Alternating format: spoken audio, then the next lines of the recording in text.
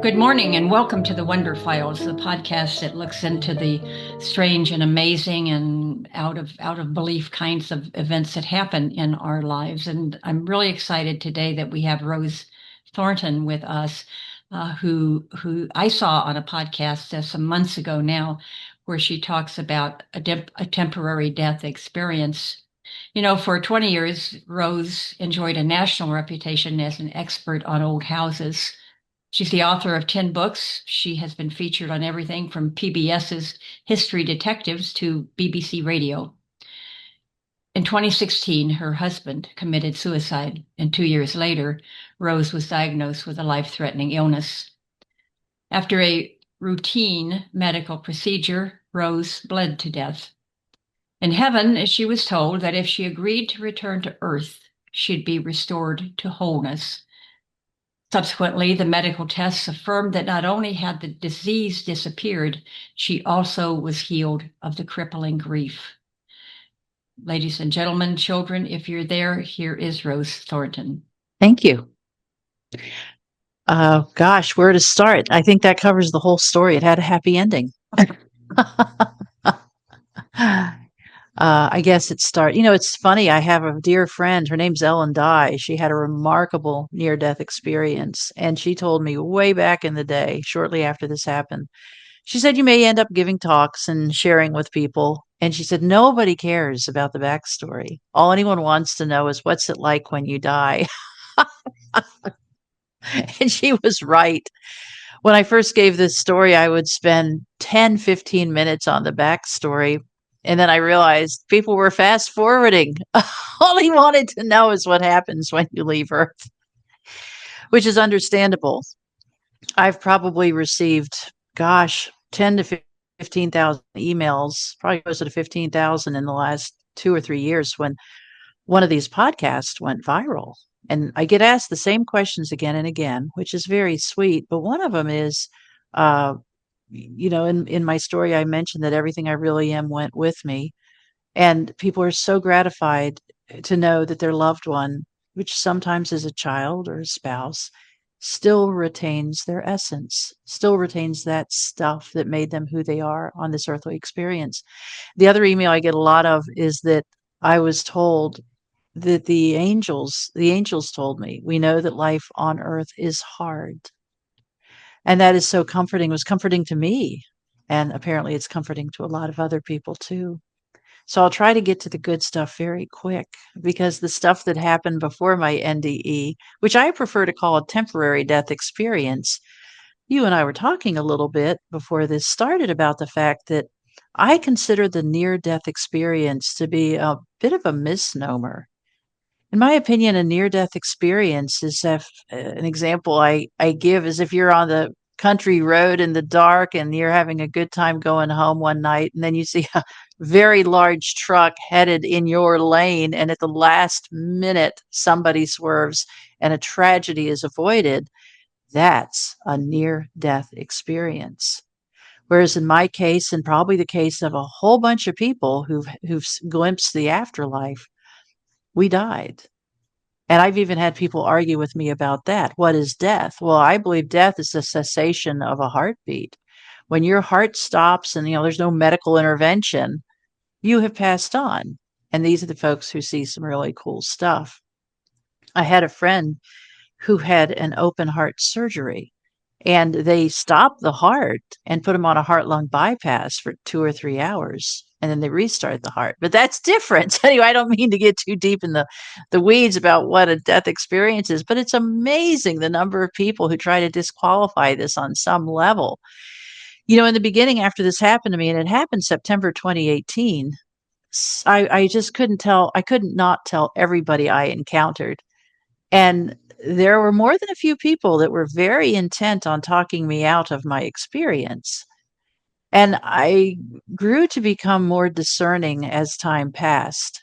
Jesus said, cast not your pearls before swine. And people forget the rest of that, lest they turn and rend you, which means rip you to bits. And that's what was happening. People were ripping me to bits. So I realized that it is a story that is not for every audience. And in fact, a dear friend named His name is Richard.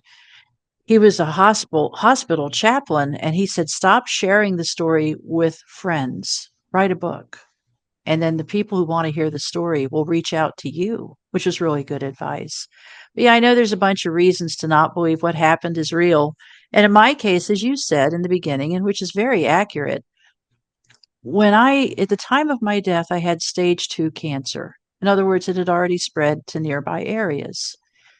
And when I came back, it was 100% gone. In fact, I had a subsequent detailed biopsy where they took a lot of flesh from a lot of different places. And the surgeon, actually, it was an oncological, oh my goodness, an oncologist who specializes in gynecology. I can't believe I can't say that. A gynecological oncologist, that's the word. She said that there was not one cell of cancer found in the many samples of flesh that she took. And she was very grateful. In fact, the quote from her is, "Had I not seen the original test and medical work before, I wouldn't believe you ever had cancer because your flesh is so pink and pretty and perfect." And yet people even the naysayers want to discount that. And I think if there's one reason I came back, which I'm still kind of miffed about the whole coming back thing, this earth is not my home, as the African American spiritual says, "This earth is not my home. I'm just a passing through." That's a fact. I've never felt comfortable in this place. Ever since I was a kid, I wanted to go back. I'm like, yeah, I know what we're doing here. This is an insane asylum, and I want out of this place. But anyway, it's amazing how many people want to discount it. And if there's one reason I came back, and who knows, maybe there is just one reason, but I think it's because it's kind of pretty good proof that this isn't just your brain shutting down. That when I died, I had cancer. When I came back, it was gone. I mean, that's a hard argument to make, that it's just the neurons firing off as the body goes into a state of death. So I hope it convinces people. And the bigger healing, I actually had a neuroscientist drive from 2 states away. She actually came from Iowa, and I'm currently living in the Midwest, because she wanted to meet me.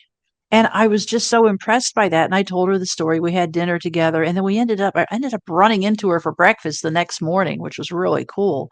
So we had about 4 or 5 hours together. But she said, "The most compelling part of your story is not that the disease process was gone." She said, "Of course, that's wonderful." She said, "The most compelling part of this story is that when you came back from this, you were changed. You were a different person.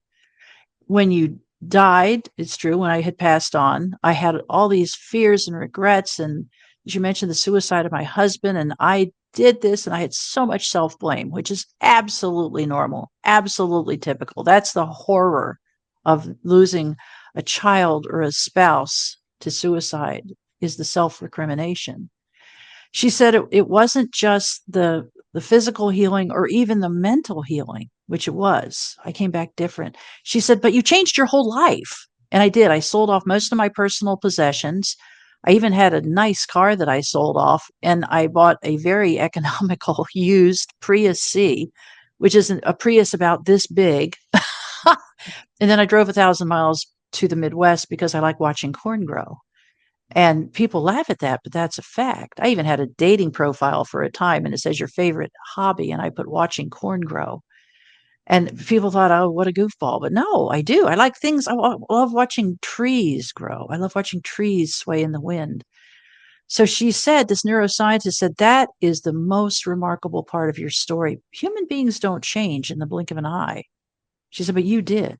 And she said, that's what I'm hearing from these people who had an NDE, is they come back different. I crave color. I crave beauty. I just had a crappy dental experience, one of the big expensive ones. And I came out of that office so stressed. I mean, it was over. It still hurt, but came out of the office so stressed. Well, I drove to a park, and I just sat in my car and I watched the trees sway in the wind. And that's what calms me down, is being surrounded by beauty. So this neuroscientist was saying that to her, that's the most remarkable part of the story. And a friend of mine said, "You didn't come back Rosemary V2. You came back Rosemary V27. You got a serious upgrade." And I think you'll find with people who've had an NDE that is a very common experience. And I'm sad to say, I've met there are people in the NDE world who are not authentic. Let's just say they're telling a story, and it's very unfortunate. But I had a dear friend of mine, because I was living on the East Coast when I had this experience, and I connected with a group of people who were part of a community of NDE experiencers. And this delightful man came up to me and he shook my hand. His name was Bill. And he said, Rosemary, you're going to meet people who have made up the whole story. For whatever reason, money or fame or who knows, they tell this story that has no truth or validity. He said, if you want to know who's telling the truth, shake their hand and look in their eyes. He said, you can see the people who've been there. You can see it in their eyes. Well, I met somebody at a conference that has made some money from this, and I shook their hand and I look in their eyes and I realized, wow, you haven't been there. This is all fabrication. So you do have to be careful. Not everyone is being forthright, which shocked me. Who would make up something like this? Who would do that? But the people who've had a genuine experience do pretty much what I did, which is reorder their whole life, change their whole life, make big changes. One of my favorite books is Love, Medicine, and Miracles by Bernie Siegel. It's an older book, came out, I think, in the 80s. You ever heard of that book? I have not. No, no. Fantastic book and an easy read. Say that But title again, please. this Love, Medicine, and Miracles by Bernie Siegel, Siegel. Yeah, he was an oncologist and an oncologist of some note. And he would often have the difficult experience of having to tell people, well, this is your disease has progressed to a point where you'll be gone in 90 days or 60 days or a month or 6 months or whatever. Well, he noticed that more than once he found those people out at the grocery store, at the park, 4 and 5 years later, looking great. And he would go up to them and he would say, tell me what you did, because I didn't think you'd make it 30 days. And invariably, they all had the same story, all of them. So he wrote a book about it. The story was that when they realized that their life was going to end soon, they sold the house, they quit the job, they married the girl, they divorced the girl. They made draconian life changes and thought, well, if I'm only going to live another 2 months, I'm going to live the life I want to live. And they made drastic changes. Maybe they bought an RV and traveled all over the country. And then, while they were busy having a good life, the disease simply disappeared. And his point in this book is that don't wait for an ominous prognosis to go live the life you want to live. And I ask myself that a lot. I bought a really not good house in a Midwestern town here, and it had been a Fannie Mae foreclosure. So I got it cheap. Well, getting it cheap wasn't enough because my background is architectural history. I know a lot about construction and houses. Well, the house just took so much money, and it was right in the heart of COVID. I don't know if you remember, construction materials just doubled and tripled in price. So my budget just evaporated, and the house became a tremendous money sink. And just when I thought I was done, there was more trouble. Well, I would cry myself to sleep at night, and I think, boy, you've ruined your life, Rosemary. What a mess you've made of things. And one day it was a beautiful house in a beautiful place, but the money, oh my gosh, the money, that house snagged out of my wallet. And I was sitting in the backyard and again, watching the trees just sway in the breeze and calming myself down. And the thought came to me, if I found out I had 90 days to live, what would I do right now? And before I could finish the sentence, I thought I would sell this house and be out of here. Let somebody else enjoy the fruits of my labors. Because, an argument can be made, my gosh, you've spent a year making this place perfect, and now you're going to walk away. And I thought, yeah, that's what I'd do. I'd sell this house in a second. And I did. And I got to tell you, that was one of the best decisions of my life, rather than stick with a house because of what people think or because I'm, going to lose money on it or whatever. And when I sold it, the house was in good shape, but I just knew that wasn't my place. And I ended up traveling and having a much better life than being saddled to a house that was challenging for me. But so back to my story, it's easy for me to get off on a tangent. What's it like to die? It's a blast. It is a blast. And I do believe in my case, I believe that what took me out was bleeding to death. I had a biopsy on my lady parts and they didn't know it at the time, but they severed something. And yet it wasn't a severe enough vein, artery, I don't know, It took me about 3 hours to die. So it wasn't just a big mess in the end. So I was bleeding profusely and they sent me home and said, "You'll be fine." I said, "I'm not fine." 3 times I said, "Listen, something's real bad or wrong here." And the 3 times they said, once you get home, lie down, be in your own home, you'll be fine. Well, I got home and lied down and laid down and I wasn't fine. And so I went by ambulance to a hospital closer to my home and they made some more boo-boos. And one of the things they did that was just looking back, I've given this talk a few times in front of a live audience, which is great. I much prefer a live audience, but we don't do that anymore. It's all Zoom and stuff. But I was giving this talk to a large group, probably about 75 people in a church. And when I told them this line, you could pick out the medical personnel in the group because they go, "Oh." So here I am in the hospital in the ER, and this is now my second hospital visit of the day, and my blood pressure is just going boom, boom, boom, boom, boom, just trending down pretty dramatically. They gave me morphine. And the thing is that depresses heart rate and it depresses respiration. So they were like, they just kind of greased the skids to the afterlife for me. And I believe what happened, I don't think they understood how much blood volume I had already lost. So my little heart is going, "I think I can keep going. I think I can keep going. I'm running out of fluid," because heart's just a pump. And then they give me the morphine via the IV, and my heart goes, "Oh, thank goodness, some more fluid. Ah!" And well, this might be TMI, but they put in my chart that I had an adverse reaction to morphine, and that's why my heart stopped. No. Which later the medical personnel, when I went to a trauma center hospital, the medical personnel said, "No, no, you bled to death. That's what happened here." So yeah, I shared one of the stories I really want to share is I believe that when we pass on, and I believe this was true in my experience as well, I don't believe our soul is in the body to the bitter end. I believe we get out of the body sooner.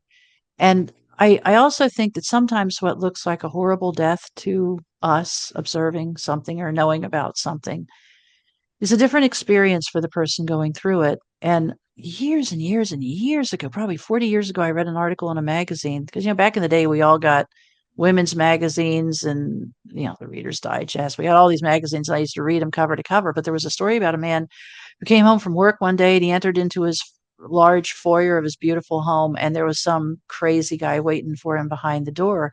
And as soon as this homeowner walked into his home, this guy came running at him with a knife, plunged the knife into his chest repeatedly. Well, this man said he felt only the first plunge and it didn't even feel like a knife, like somebody hit him in the chest. He said after that, he was out of his body. And he said he was in a corner of this foyer looking at these two men in a fight, what looked like a tremendous struggle. And he said he observed it. And he was like, "Wow, they're really going at it." And he ended up getting stabbed multiple times.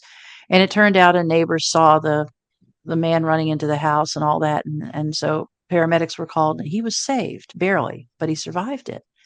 And he shared this story with people who had lost a loved one to violence because he actually wasn't reconnected with his body till he was at the hospital and his body went into a coma. And when he woke up is when he was like, "Oh, I'm back in the body." So I think that's very true. And I can imagine what a comfort that is for somebody who's lost a loved one to violence, that I do believe that's God's mercy, that sometimes the soul gets like, "Well, you don't need to see this. Let's get out of here." And in my case, the last thing I remember was them putting that morphine into an IV, and I lost consciousness pretty quickly. But I had a friend sitting beside me there. I was in a little cubicle at this emergency room and uh, on a gurney, and my friend was sitting beside the gurney, and he was watching the blood pressure go down, down, down. And I was unconscious at this point, and he said it hit. I think he said it hit 32/25, which for all accounts is really dead. All intents and purposes is dead. But he said as the blood pressure's going down pretty dramatically, he said, "You opened your eyes, you tried to sit up on the gurney, you reached your hands up above you, wiggled your fingers like a child reaching up for a parent to pick them up.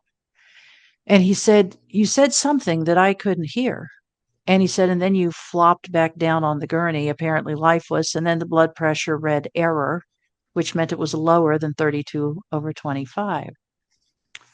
And there's a term for it. They call it terminal lucidity. Often at the very end of life, there's a burst of energy. Dementia patients who haven't spoken in years can speak, say, "I love you" to their loved ones. I've heard a story that a blind person could see just for a few seconds. So amazing things happens as the body shuts down. In my experience, 1 minute I'm like, it came very close to my last words on this earth being, "Wow, that's some good stuff," when I felt the morphine hit me. It is good stuff. And then I lost consciousness. But in my experience, I awakened from a deep dreamless state, being catapulted out of my body. And I mean catapulted. It was so dramatic. It was so dramatic that it went right up to the edge of being scary and almost frightening. But it wasn't. There was no fear. There's no anxiety. There was no, "Oh my goodness, what's happening here?" And I popped out of my body so hard and so fast, and I was like, "Wow, whoa." And the first words out of my new mouth in this new experience were, "My heart has stopped." And I thought, how do I know that? And I thought, I don't know how I know that, but I know that's right. My heart has stopped. And then my next thoughts were, "I'm dying." Oh, no, actually, my next thought was, "I'm dead." And then, oh, no, I'm sorry. My next thoughts were, "I'm dying." And then I said, "Actually, you're not dying. You're dead." Because when you're going on to your reward, correcting your grammar is very important. Poor tense is inappropriate, especially in heaven.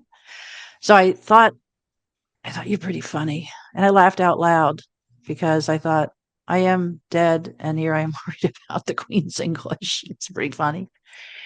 But it was also a moment of awareness because I could hear myself giggle. I could hear my laugh, and it was the same laugh I've had for 60 plus years. And I thought, "Oh, this is wonderful." And I thought, I don't have breath sounds. I'm pretty sure I don't have vocal cords, and I don't even know about ears. But I know that I am producing sound without the traditional accoutrements by which we think we need sound. We need to produce sound. And I thought, and I'm hearing myself. And I thought my voice sounds the same. And somebody said, "Oh, it was all telepathic. This was all happening, in your head." It was not. It was more real than what I'm experiencing right now in producing sound and hearing sound. And I was so comforted to know that, and I thought about this. I thought, I still have my weird, quirky sense of humor. I still have my natural intellectual curiosity about the experience around me. I still have the same voice. I still have the same essence of who I am has survived this transition. And I found such comfort in that. And I thought, well, what did I leave behind on that gurney? And I thought, anxiety, stress, rumination, sadness, regret, woe, panic, worries, ruminating about, why did my husband end his own life? Guilt. Oh my gosh, lot of guilt. And as a writer, etymologies are very important to me. And, in the Bible, it says that the serpent beguiled Eve, and beguile has the same root as guilt. So guilt can lead us down a lot of really dark paths. We think somehow that maybe guilt can help us get out of a bad experience of thinking about the past. No, it's a dirty trick. It's just a dirty trick. So to be free of all those was remarkable, just remarkable. And very early on in this experience, I felt this massive spiritual being join me. She was much taller than me and slightly to my left. And I remember looking up, and I'm in this perfect blackness. I've heard it described as the blackness of creation, and I'm floating in this blackness, floating away. And it was like velvet, but it wasn't velvet, but it was like an active factory of peace, manufacturing, creating more peace than I had ever known in my time on earth. And peace is what, pardon me, as an anxious person, I've really struggled with. So this peace was profound. In fact, I thought about the Bible verse somewhere in this experience. "The peace that passeth all understanding shall keep your hearts and minds through Jesus Christ." And I thought, this is the peace that Paul was talking about, that you cannot get other people to understand it until they've experienced it. But this massive being joins me, and I'm in this blackness. And despite the fact it's perfect blackness and I can't see anything, but I can sure feel a lot, I turn my head and look up, and I said, with a lilt in my voice, and I said, "And who are you?" And before I could even finish the sentence, the question, the answer was immediate. "You, Rosemary," didn't say Rosemary, but "you are the image and likeness. I'm the original." And I was like, wow, that's Genesis 1:26. I've spent my entire life trying to figure out what that really means to be created in the image and likeness of God. And I thought, now I get it. There's an original. Of course there's an original. And it changed me. I mean, if that was the only thing I gained from this experience was understanding what it means to be the image and likeness of the original one, it was life changing in so many ways. And I was like, that's cool. That's cool. Good to know. Because I had no intention. I knew what was happening ever since, Raymond Moody, 1976, came out with that little trade paperback, Life After Life. I had been hooked on NDEs, and I had read every book I could get my hands on, every article I could find in magazines. I was just captivated. From George Ritchie to Daniel Brinkley, I read everything I could get my hands on and read it again and again and again. So within this experience, I knew exactly what was happening. And I knew that some of the reason that people can talk about NDEs is they approach a door or a boundary or a border and they come back. And I remember thinking very distinctly, so grateful throughout my life, I've kept a list of 5 things every day for which I'm grateful. And sometimes they're very simple. I live in a place where there's clean water to drink. I have hearing. I can see through my eyes. I have a car that works. And sometimes they're a little more ethereal. I'm grateful to have an awareness that God loves me. But in this experience, I felt so grateful that I was out of that mess. My husband's decision to end his own life had ruined me. And I cannot state that strongly enough. One of the emails I get a lot, and I share this frequently, those of us who have survived a severe trauma, like the death of somebody we love by suicide, are 21st century lepers. Nobody knows what to say to us. Nobody knows what to do with us. So they just keep their distance. And they don't talk about what happened. And they don't talk about your loved one. And they don't talk about any of that stuff. And it's tragic. And I think September was Suicide Prevention Month or something, which I eschew.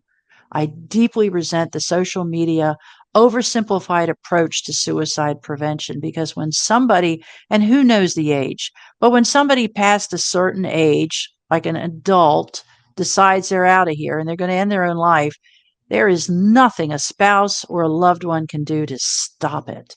And to imply otherwise is just wretched, absolutely wretched. For a while there was this thing on social media that said, if you're feeling like your life has no import, reach out to me. We'll go out for tea. We'll have a little visit. And that says, the spouse wasn't doing enough. The spouse wasn't helping. The spouse wasn't reaching out.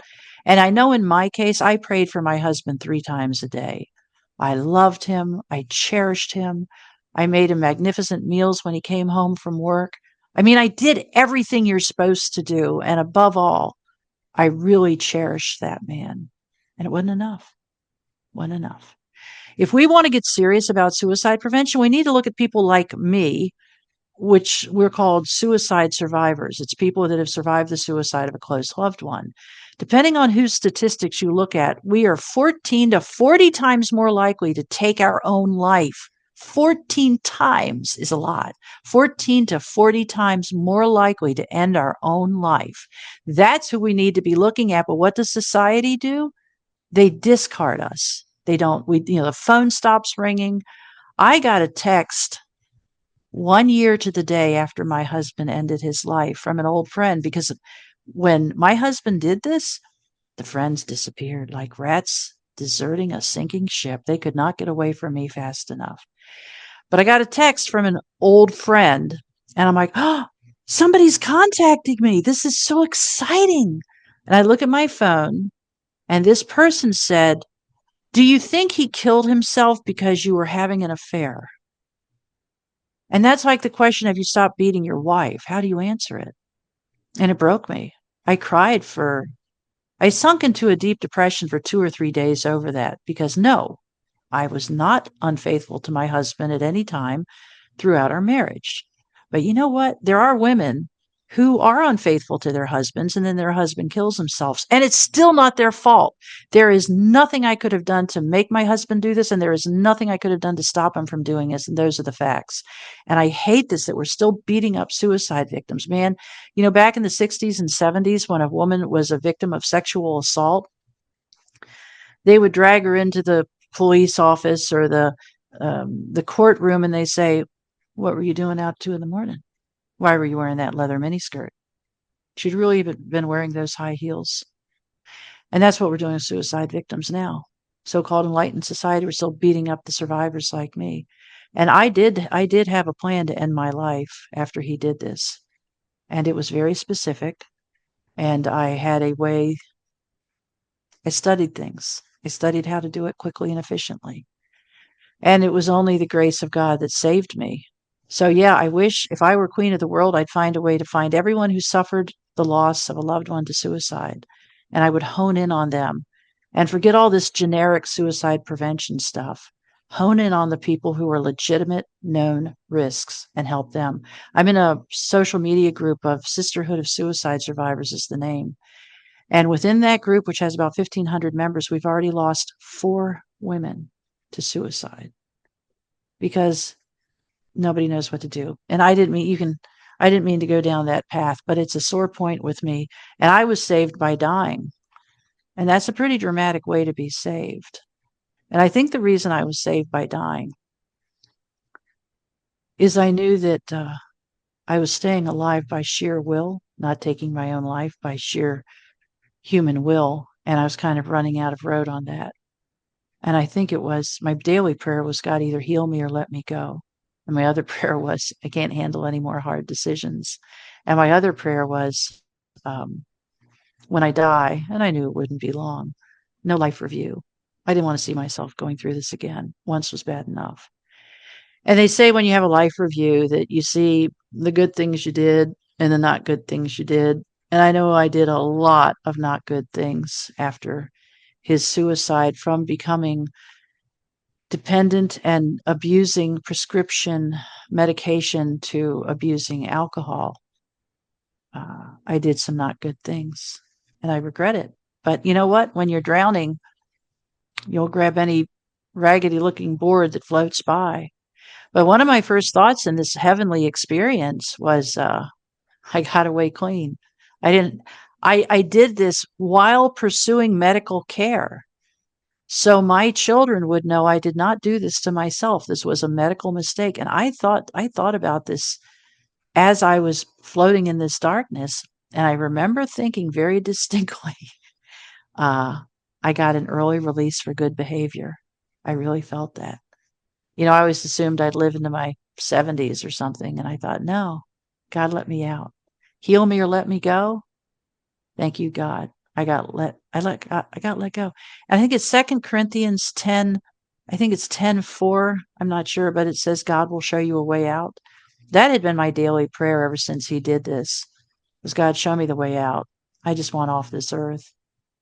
And I didn't mean to go down that digression of suicide prevention, but it's brutal. I lost my mind. I had a psychotic break. People write me these beautiful letters and say, "Oh, you're a blessing and I've loved your book and it's so great. And you seem peaceful now," and all that. It's not the way it was. And while so many so-called friends deserted me, and they deserted me in big ways. I mean, they wouldn't return my calls. I had one guy. So one guy said, "I'll call you back as soon as my phone is charged." Well, that was May of 2016. Now that's what you call a trickle charge. Never heard from him again. And that was typical.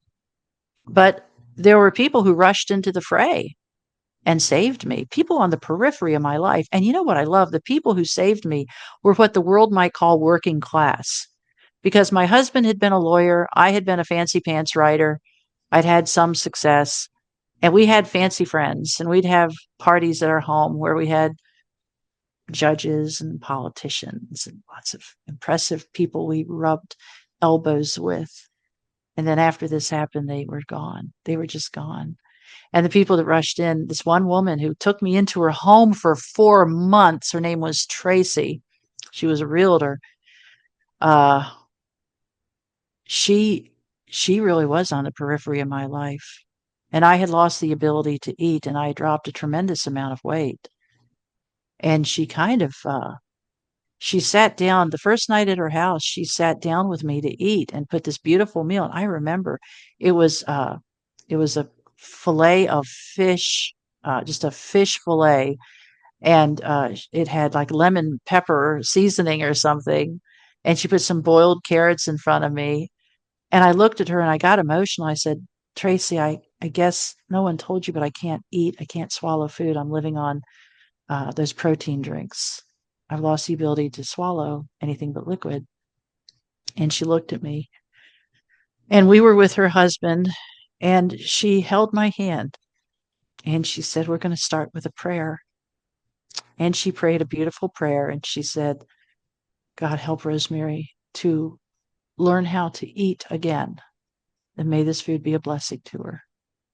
And then she made me laugh and she told me funny stories. And before I knew it, I looked down at the plate and I had eaten everything. Mhm. And that was a turning point, because when you're not eating, when you're living on protein drinks, you can go downhill pretty fast. So Tracy took care of me for 4 months. And then another friend stepped in, and my friend and I rented a house.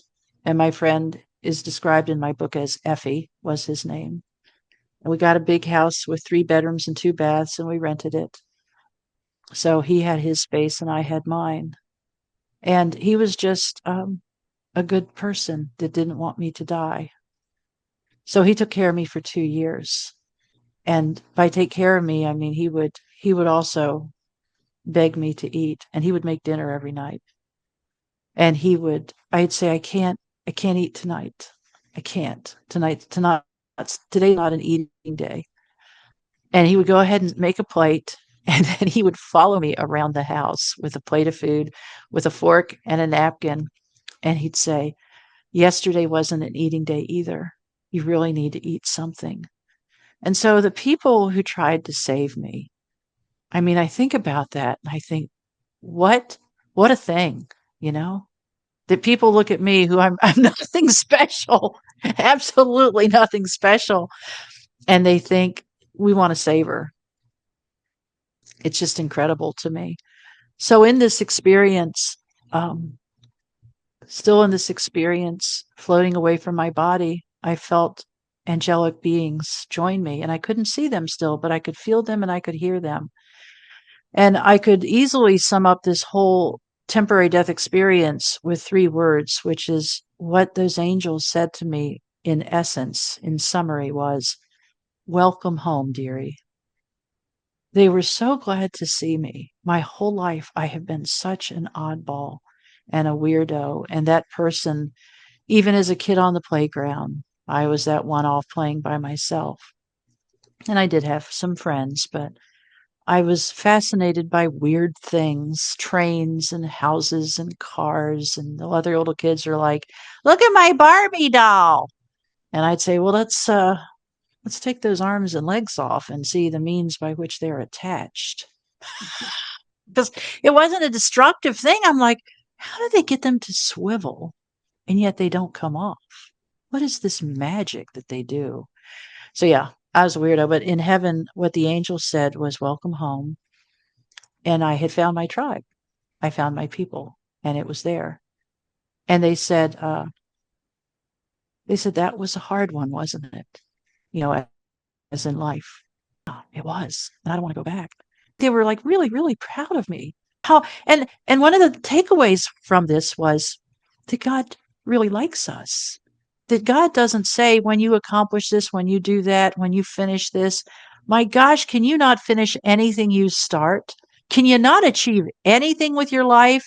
You know, look at you. You're pathetic. I mean, I had a parent, a dad, who would say that stuff to me. So I figured that's what God was. But no, God loves us as is, which is kind of an architectural term, I guess, but God loves us as is, and that was shocking. That was so shocking as to be almost unbelievable to me. But to know that you are loved just as you are today, that you don't have to achieve one more thing or do one more thing. And a story I share that has resonated with many people. When I was, I don't know, 11 or 12, 13, just a kid, I noticed my dad had pictures of his three sons and three frames sitting on his desk at work. He was an executive on their frame, sitting on his desk. And I said, "Hey, Dad, you don't have a picture of me. When are you gonna get a picture of me on your desk?" And he said, "When you earn a spot." And you haven't done anything to earn a spot on my desk.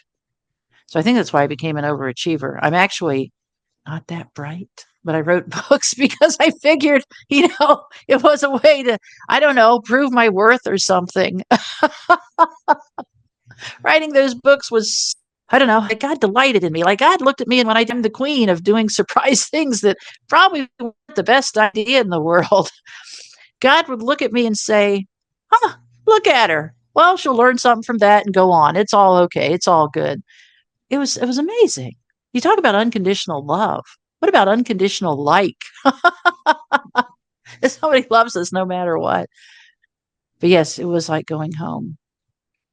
There's a song called Going Home. Going home, I'm just going home. And it says, Mom's waiting for me and Dad's there too. And I think that's what dying is like. I know in my own experience, the moment of my passing, when I was still hurtling through the air, catapulted out of my body, it felt just like waking up from a very detailed dream. And those 59 years I'd been on earth felt like the blink of an eye. It felt like a bunch of nothing. All those trials and tribulations of he said, she said, drama, trauma, upset. I realized it could not possibly be less important. It just could not. And even now, when I get in the middle of a drama and an upset and people going crazy, I think, whoa, whoa, whoa, whoa, whoa. Remember, this earth experience is so insanely temporary. And we're going to wake up from it and realize it was like a bad dream. Well, some people seem to enjoy the dream. I don't know. But yes, to wake up and realize it was just like an intense dream. To me, it's akin to honestly what it was like, what it was very much like. If you have a child writhing in bed having a terrible nightmare, and then the mom walks in the room and gives them a gentle shake and says, "Hey, hey, honey, wake up, wake up. You're just having a bad dream." It felt like this thing of dying and going to heaven was like being shaken awake and saying that whole thing with him killing himself and your friends deserting you and the loneliness and deciding to live in your car, which I did. It was just a bad dream, but you're safe now. Everything's okay. It's over. And that stuff isn't going to hurt you again. And as to my husband's suicide, I don't think people can understand the depths of the despair I had. I mean, 4 years, no, it's about 2.5 years after his death, because this experience happened 2 years and 9 months after his death. About 2 years afterwards, I thought, okay, well, I'm kind of functioning sort of. And then I opened an old box from my life with him. And it was something I had bought that was an extravagance. It cost about $500, but I'd waited a long time to buy this thing. And I opened that box that I hadn't seen since I moved out of the marital home. And I saw that thing that I had bought. And I remember he had been angry at me for buying something that cost $500. And I couldn't even put the lid back on the box. I sat down in the basement on the floor and I sobbed. And all I could say was, no wonder he killed himself. You were a terrible wife, just terrible. And I cried until my friend, Effie, heard me sobbing and he came downstairs and he said, "What's going on?" And I told him and he said, "There's nothing you could have done to make him do this, and there's nothing you could have done to stop it. This wasn't about a $500 radio. It really wasn't." And he said, you gotta find a way to not let this stuff get to you. But when I went through this NDE and I realized that I wasn't responsible for someone else. The Bible says, work out your own salvation with fear and trembling. I realized I'd been trying to work out my husband's salvation. I'd been trying to figure out why he did the things he did, why he never said a word of warning about this. I mean, I had torn myself up. I was obsessed with why did he do this? And one of the great blessings from this death experience was forgiving myself and letting it go. I think it's Deuteronomy 2:3 says, "Ye have circled the mountain long enough, time to stop and go north." And somebody else says you'll never get answers on the merry-go-round, which is true. So, but back to heaven, this experience just, Einstein said to those of us who are committed physicists, the past, present, and future are only illusion, however persistent. So in other words, we see a timeline of this happened in the past, this is happening now, and this will happen in the future. He's saying time isn't a linear construct. And in my own heavenly experience, I tend to organize it by chronology. Well, this happened and then this happened and then this happened, but I don't really know the order in which these things happened. I think I feel like I know, but do I really? I mean, what is time but the earth spinning around the sun? Well, when you leave earth, what's time? So I don't know. A question I don't know the answer to. But this experience went on and on. And one of the things that happened that was very, very, very dramatic, I told the angels that were still floating along with me. I said, I've been here before, in this darkness, in this space, floating. I've been here. What's that about? I have a memory of this. I mean, like a very specific conscious memory of floating in this blackness. And they said, oh, well, you remember your mom told you a story that when you were a baby, you were given up for dead. And they actually made my mother leave the room and said, this baby's going to die in the next hour or two. They said, yeah, it turns out you didn't come close to death then. You actually crossed over and then you came back. They said, that's why this feels so familiar. And there's a woman, P.H. Atwater, who studies the near-death experiences of tiny children. And she has found that when children have NDEs, it changes them forever.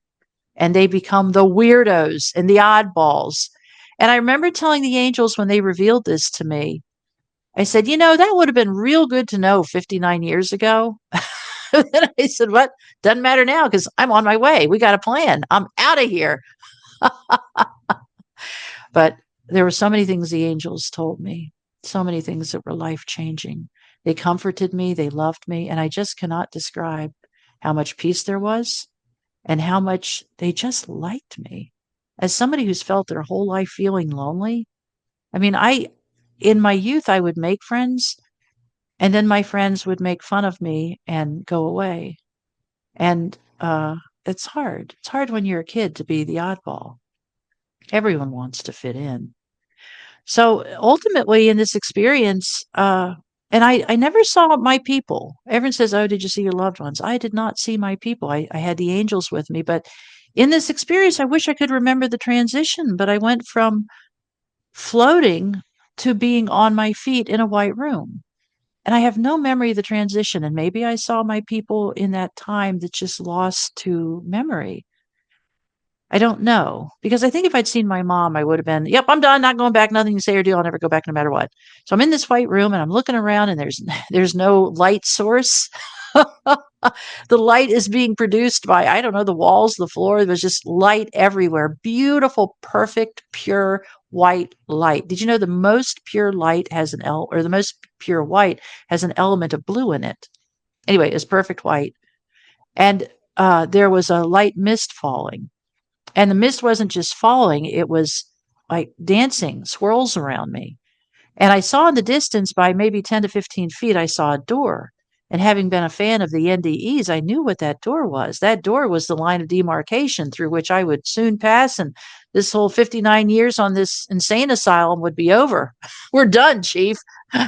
And I remember thinking, I don't know if I have feet or legs, but I know if I have an intention, I can perambulate to that door.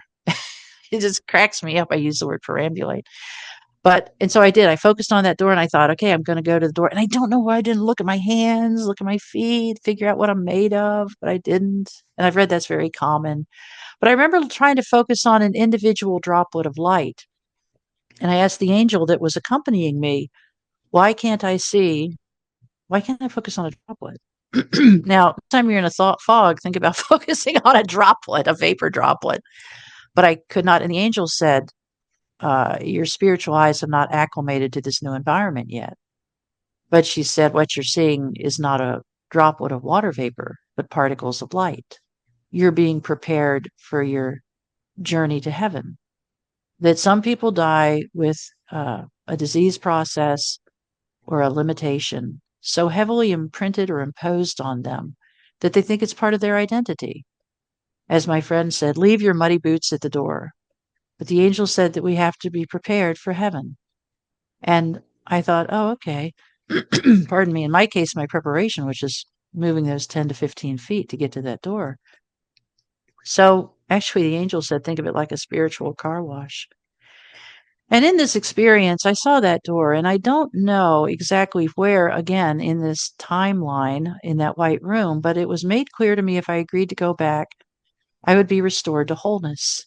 And it wasn't that, oh, you'll be healed of this disease process or the sadness will be lifted off your soul, but you'll be restored to wholeness. And I was pretty dismissive. I was like, yep, good to know. Out of my way, I'm doing the door. And I got to the door, and the door was shut. And I thought, from what I've read, that door should be open. Don't like it that it's shut. But I put my right hand up to push through the door. Pretty interested by the fact, right-handed on earth, right-handed in heaven. That just cracked me up. And as I did, I paused and I said, is this the divine will for my life? Because when you are in the presence of the divine, in the presence of God, you just want to serve her or him. You don't want to do anything outside of God's will. So that was my question. Is this the divine will for my life that a very foolish medical mistake sends me on? And the answer was immediate. No, it is not. But whatever you decide, you'll be richly blessed. And you'll go with all of God's mercy and grace and love and care and tenderness. I thought, I'll take that deal. So again, I was intending to go through the door, and I had a vision of the nurse who had attended to me in that ER where I actually bled to death. And before I lost consciousness, that nurse, who was about my age and very, very motherly, very tender, I had grabbed her hand. I'm on a gurney and she's beside me. And I said, promise me you're not going to let me die. Because at this point, you've gone to the hospital, you've sought care, you see all this blood everywhere. By the way, one of the side effects of bleeding to death is your brain gets deprived of oxygen and it manifests as anxiety, which I thought was interesting. So I grabbed the nurse's hand when I was still laying on that gurney and conscious, and I said, promise me you're not going to let me die. And she said, oh, honey, we have many solutions for this. We're not going to let you die. So here I am at the door, my final triumphant entry into heaven, and I have a vision, and a very clear vision. To call it a vision is not really adequate. It was like I was immersed into a different experience. And in this experience, I'm a silent observer in a medical supply room, and this nurse is sitting in the center of the room, covered with medical supplies and linens and all that. And she's sitting on a little metal stool, leaning forward, head in her hands, sobbing uncontrollably. And she says through tears, I promised that woman I wasn't going to lose her, and she's dead. And the woman is beside herself. I mean, she's just very emotional. And I looked at that, with this angel at my side, and I thought, well, you know what? She's my age. She's lost people before. I guess she's going to lose one now. She'll get over it. And then next thing I knew, I wasn't just observing her. I felt her pain. And there was a lot of guilt and a lot of self-recrimination and a lot of pain from losing somebody after promising them that they weren't going to die. And I felt her pain right in my solar plexus or whatever, the center of my being. I felt that pain. And I remember thinking, if I can save one person that kind of pain, I guess I got to go back. And I was very sad about that. I did not want to go back. But I also didn't want somebody to suffer the way I had suffered after losing my husband. But boy, I tell you what, in a millisecond, I was back on that gurney, lots of action, lots of excitement going on. My friend Effie said that they even called back the receptionist. So there were six people in the room and IVs and all kinds of excitement. The crash cart was in there, all very exciting. And there was an angel in the upper left-hand corner of the room. And it was mainly just this sounds nuts, but it was a ball of light just kind of gently rolling around, just this big, beautiful, glowing, sparkly ball of light. And I said, hey, point of orders, Robert's Rules of Orders. We had a first, we did not have a second, and we certainly didn't have a discussion phase. I don't want to be here. I want to be back there. And the angel just kind of went, hi. They're not good at answering questions. So then I got thrown on another gurney and wheeled out to a waiting ambulance and whisked away to a major hospital pretty fast. And I think all along the way, I think that it was just a standalone ER. And I think they were petrified that I was going to die again on them. And, they got me back. And then I got put in that ambulance. And I think they were very concerned that I was going to die again. My friend Effie, who had been a medic in Vietnam, he said that he had never seen a body that looked like mine and was still alive. He said, "You literally were white as a sheet." He said, "Except your lips were blue and under your eyes were blue." He said, "I've seen corpses that looked like they had more life than you did." So, as I was loaded into the ambulance, I remember thinking, all my life I've read about NDEs, and I've just had one, and it was nothing like what I've read about. And that's when I realized that all these NDEs are custom made. It's not one size fits all. Everyone has a different experience that meets their needs, which again, what a demonstration of a loving parent's mercy for us. And at the hospital, I was there for several days and lots of things happened. One of the most remarkable things that happened is when my friends had to step out of the room to go get a bite to eat or take a break or whatever, the angels would show up at my bedside, tall, tall angels made of light. Their gowns were made of light and sparkles. It's incredible. And they would sing me songs. And I was just listening. Oh, I was watching a movie with my daughter. It was a movie about an NDE. I don't remember the name. I think the name is There Is a Heaven. Anyway, watching this movie, and there's a scene where the boy who had this heavenly experience is talking about how the angels sang to him. And I started to sob. I try not to cry in front of the children, but I started to sob in front of my adult daughter. And I said, "That's it. That's the song. That's what they sound like." And in this, it was so interesting in this movie, there you can hear him say, "Hallelujah, praise God, hallelujah, praise God," but you can't hear the rest of the words. And while the angels were singing to me, I remember telling them, "I'm really good at memorizing architectural styles and architectural details. Melody and lyrics, not so good at. I'm not going to be able to remember this, and I don't ever want to forget it." And the angels said, "This isn't for you to remember." A friend of mine said, "You were trying to intellectualize it." And the angel said, "No, we're not doing that." The angel said, "This is for your healing. This is for your peace. This is a thank you for agreeing to come back." And that's when they said, "We know that life on this earth is hard. So this is your thank you for coming back to this place when you really didn't want to." So yeah, the angel singing to me is something I used to say I'll remember for the rest of my life, but no, I'll remember it for the rest of eternity. And there's a lot more to this experience, but I know we're using up a lot of time here. But when I was out of the hospital and I was back to good health in no time, had to find another oncologist because the first one did not accept that I had been healed in heaven. So I had to find another oncologist, and they had to wait because when you bleed to death, you got to have a little time to recover. Although I actually healed completely in 2 weeks from the bleeding to death. Uh, So, yeah, I had another biopsy done, another surgical biopsy, and that's the one where the doctor was so excited and said, "You're right. There's not one cell of cancer in the many, many places where we took flesh." And she was very grateful because, I mean, she said, "I'm putting my reputation on the line too." When this relatively well-known fellow in oncology has made these declarations that to go against that for another doctor, a young doctor to go against that. And it was interesting. She actually had two other doctors in the operating room with her to review her work. She wanted everybody looking at everything. And then she also sent stuff away to labs.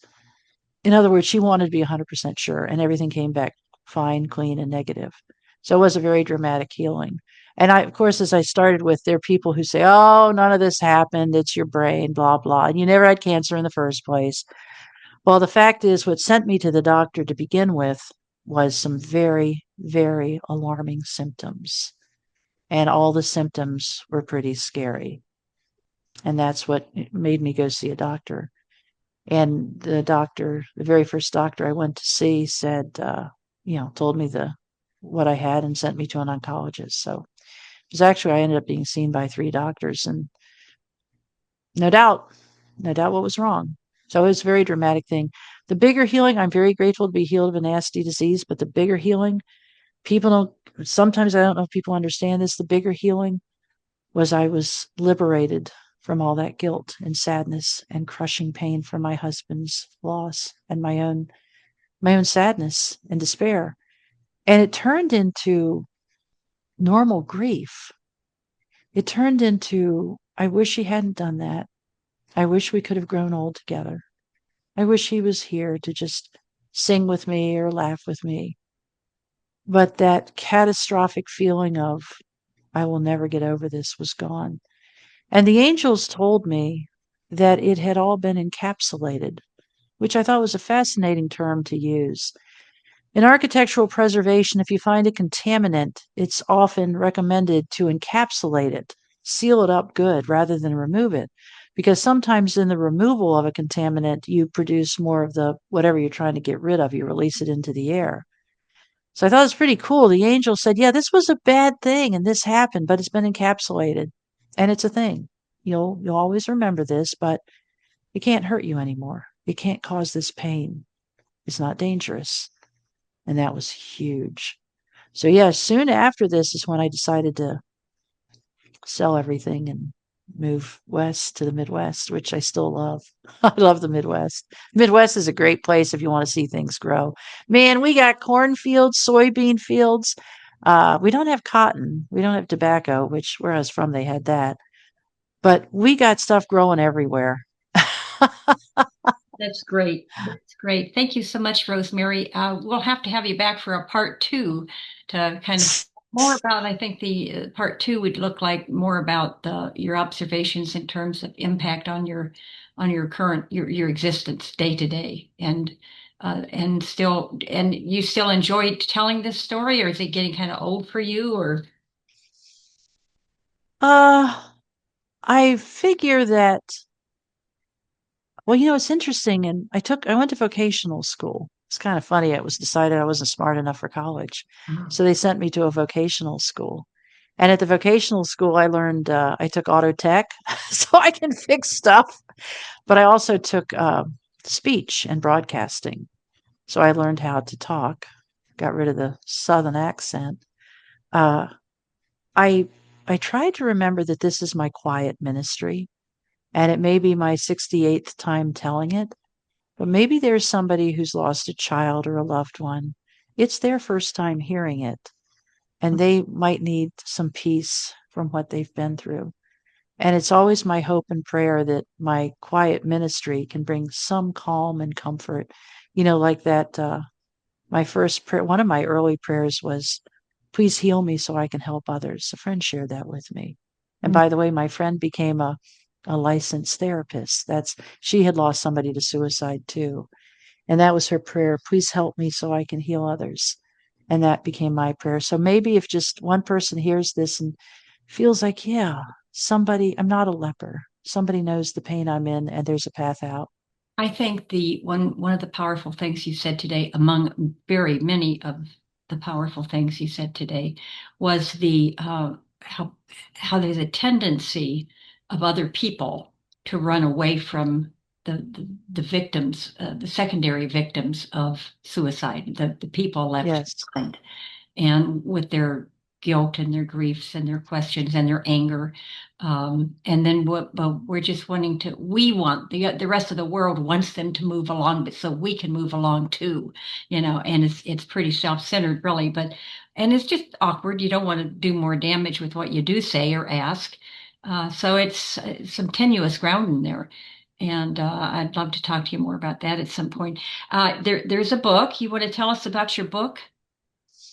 Yes, I wrote that book under duress. If somewhere in I don't know, near the middle of the book, I talk about the fact that I was sitting in a church and an angel appeared to me and said, he was very brusque, kind of rude. But the angel said, stop worrying about your pride, your stomach.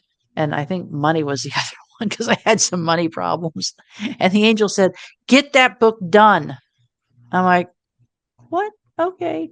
So yeah, I didn't want to write a book. I mean, I was very much against it. I know what it takes to write a book. And that book took me 3 years to write.